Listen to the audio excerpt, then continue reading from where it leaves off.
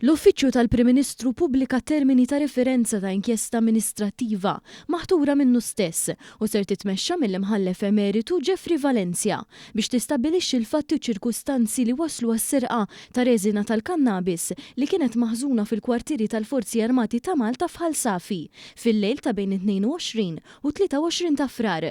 Il-termini ta' referenza huma msejsa fuq 4 prinċipji fost oħrajn li jiġu stabbiliti il-fatti, il-proċessi, il-proċeduri, il-liġijiet u sistemi li waslu biex esebit tal-qorti ġie miżmum għand il-Forzi Armati ta' Malta.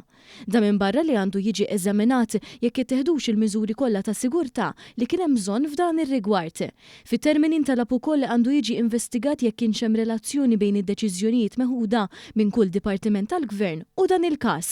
U sabiex fl-aħħar nett tislet il-konklużjonijiet u jitresqu dawk ir-rakkomandazzjonijiet neċessarji kemm regolatorji u kemm amministrattivi. L-inkjesta bit-termini ta' referenza għandha titlesta sal-14 ta' Marzu li ġej mingħajr preġudizzju għat-twettiq xieraq ta' termini ta' referenza.